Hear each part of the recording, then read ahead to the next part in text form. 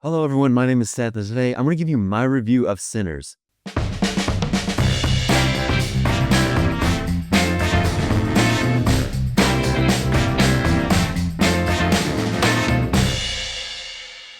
Sinners was one of my most anticipated movies of the year. When I heard the idea that it was going to be Ryan Coogler and Michael B. Jordan doing a vampire movie, I was all in. I was so excited for it. There's so much talent behind this film. I mean, it's hard not to be excited. I'll tell you what, so far, this is the best movie of the year. And also, I can kind of see it keeping that title for a long time, maybe the rest of the year. But before we go any farther, go ahead and like this video, hit subscribe, and hit the bell icon so you never miss a video. We're getting closer and closer to 300 subscribers, so if you're new here, please consider subscribing, and if you're not new here, share this video around with any friends or family. It can really help the channel grow, and it'll absolutely make my day. You've probably heard a lot of people raving about Sinners so far, and I'm here to tell you, I'm going to be another one of those people. It really is that good. I know sometimes when people are really talking about a film, when people are really raving about a film, you can kind of think, well, I'm sure it's not that good. But to me, it is. It's that good. I think you have to see it. And I would say see this in IMAX if you can. So like I said, this is the best movie of the year so far. This is an absolutely incredible film. But I'm going to go one step further. I think this is better than any movie from last year. This film is just so well executed, literally in every single aspect. I almost don't even know where to begin this review. First, I guess I'll start with kind of like the building blocks, the very beginning of this story, and that is the writing. I think the writing in this is absolutely fantastic. There's so many layers to this story. There's so many layers to the characters. One of the things that sticks out to me is that you have twins, Smoke and Stack, played by Michael B. Jordan. And sometimes it can just be easy. You see it in other media for twins either to basically be the same character or for them to be just 100% complete opposites, but they don't do that here. There's a lot of nuance to the writing. You can tell that these two characters are their own person, but they're so connected to the other that it's like, yeah, it makes sense. They're twins, they're brothers, but they're their own person. It's very subtle, but I also appreciate it very much. But honestly, all of the characters in this film are so well written. They have such deep backstories, and they don't just sit down and tell you everything they've been through in their life. They just kind of show you. But even the characters who we don't spend a ton of time with still have a lot of depth to them. And I think one of the biggest compliments I can give it is that they all just feel like real people. Even when vampires show up, everything still feels real. They make you care about these characters, and so that's why you are so invested when vampires end up showing up. They really let the characters' personalities and their decision-making shine through. Their decisions, their personalities, their relationships with one another is really what pushes the story forward. Like I mentioned, they don't have to tell us what these characters are thinking, what they're feeling, their backstory. They show us. We see who these characters are by their actions. There's so much history here just with the time and the location that this film takes place in, but also with the characters. You can tell that these characters before have had maybe a complicated history. They have complicated relationships with each other, but they trust the audience to get it. They trust their own storytelling. They don't spend too much time explaining the characters' relationships, why they're like this, but they show us, and that's one of the most important things. Show, don't tell. Even the villain is incredibly well written. You just look at him, you look at, oh, it's just a vampire leader, whatever. It could kind of be just a one-note villain, but Ryan Coogler doesn't do one-note villains. Ryan Coogler really knows how to write the antagonists of his films. He almost always has a villain where, obviously they're wrong. The villain is in the wrong. They're doing bad things, horrible things. But kind of what they're saying, you're like, you know what? From your perspective, I kind of see it. It's something like Killmonger in Black Panther. And one thing I want to give them credit for is that this story is so captivating before the vampires even show up. That's just like the icing on the cake, really. All the vampire stuff just really takes it up another notch. And honestly, I really love how they stick pretty close to like vampire lore that you would see, things like garlic and silver and a wooden stake, like that hurts them. And then you have that situation where they can't come in somewhere unless they're invited. Kind of lean into the like classic vampire tropes, and I think it really works. And I think it's so great to see all of these elements come together in this setting. I think 1932 Mississippi is just such a cool setting for a vampire story. I think it just gives a lot of opportunity for some really awesome storytelling, and they absolutely take advantage of that. This will probably sound like a nitpick, and honestly it is. I'm just trying to be as critical as I can,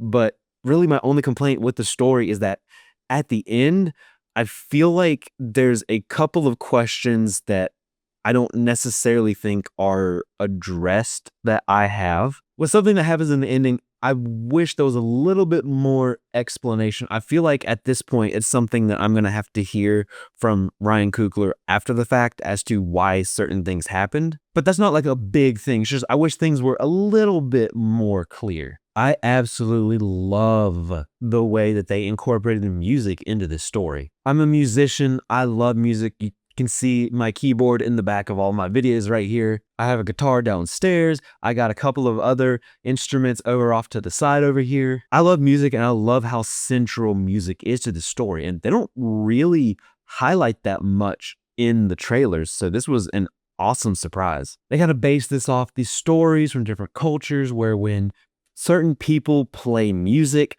they can invite different spirits, past, present, and future, and then sometimes it can draw the attention of evil, and that's kind of what happens here in this story. But all of the music in this was amazing. Ludwig Göransson was in charge of the music here. He is a frequent collaborator with Ryan Coogler, and he's just incredibly talented. He's an incredibly talented musician. He has such a great ear for film music. There's this one really awesome kind of musical sequence where you start off with some kind of blues style music, and you have this long unbroken shot that's weaving in and out of the crowd. Then in this sequence you have music that kind of comes in like from ancient Africa all the way to more of the blues style music, which then also mixes with some rock and then some hip hop, some rap. It was really such an amazing sequence, just everything coming together, the music, the cinematography, just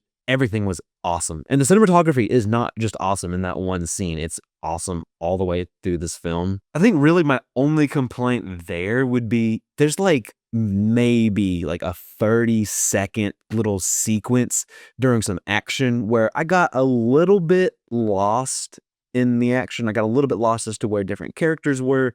But again, that's kind of a nitpick. That's not a major issue. It's not like it was like that through all of the action sequences. It was just maybe a like 30-second portion. The costumes in this were done by Oscar winner Ruth Carter, who also once again worked with Ryan Coogler on Black Panther. Everything just felt so real and authentic, and they did such a good job of using the costumes, using what the characters were wearing to really set them apart. And you could even tell who the characters were based off of even their silhouettes, really. The use of color in this is so cool. There's a ton of little details to it. This first part of the film really kind of has this like Americana vibe. It's set in 1932 Mississippi. So it really gives you this Americana period piece style, and we see kind of a lot of like red, white, and blue. Colors are really vibrant, everything's just really pretty. But then as the story changes, as it progresses, the color palette slowly starts to change as well. Hey, I'm sitting here editing this video now,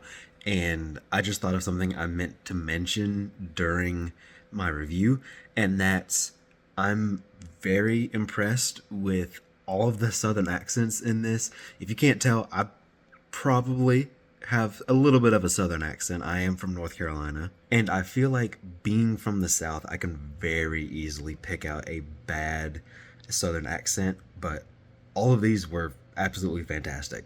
Also, I will say I absolutely love the design of the vampires in this. It's something just so small and so simple, but it is so creepy. And especially with the main vampire Remick, he has these like red glowing eyes. And the thing that they're doing is kind of reminding me of like what they're doing in Thunderbolts with the Void. They cast a lot of shadows down on the eyes, and you could just barely see the pupils. It makes their eyes look super small, super creepy. Just like how everything else in this film is awesome, all of the performances are awesome. Like I mentioned, Michael B. Jordan plays two characters, Smoke and Stack. They're twins. Smoke is a little bit more reserved. Smoke is a little bit more careful. He wears a looser fitting suit because he always has guns on him. Stack is a little bit more of like a stylish, smooth talker. And Michael B. Jordan does an amazing job with both characters. He has a lot of layers and depth in his performance. And I would say that this performance by Michael B. Jordan is probably the best of the year, although I would say that's competing with probably all of the other main characters in this film. Miles Caton plays Sammy. He is the younger cousin of Smoke and Stack. And this is Miles' first ever role, and he absolutely kills it. He has an awesome voice, and his acting stands up to a lot of other performances in this film. Haley Steinfeld also gives a really standout performance too. Her character has a really complicated relationship with Stack, and on top of that, her character is grieving the loss of her mother. So there's a lot of depth there. There's a lot of different layers there, but I think she nails every single one of those. She does a great job. And you see in the trailer, she's turned into a vampire, and she can be really creepy. She just adjusts her performance, and it's honestly pretty impressive. Delroy Lindo absolutely stole every single scene he was in. Anytime he opened his mouth, I was absolutely locked in. I loved his character and I loved his performance. He was really funny in this. He gave a lot of the laughs in this film, but he also gave an authentic and heartbreaking performance at the same time. Honestly, come Oscar season, I wouldn't be surprised to see him get nominated for Best Supporting Actor. He was that good. And also, last but not least, I want to highlight Jack O'Connell, who plays Remick, the main villain in this. He's one of the most intimidating and creepy villains I have seen in a film in such a long time. His performance is really going to stick with me. He came across as just this kind of like meek, southern, kind of goofy guy, but he can really turn on the intensity, and his performance just gave me chills from the very first time I heard him talk. There's some good action in this film, and you can absolutely tell that this is directed by somebody who is very familiar with action and hand-to-hand combat. And this film all throughout does such a good job at building tension. When the vampires show up, you are on the edge of your seat. Overall, this film is absolutely amazing, and I love it. This film is firing on all cylinders. Every single aspect of this film is so incredibly well done. I want to make sure to find time to go see this in theaters again. This just overall just kind of feels like an important film. I feel like this can be a film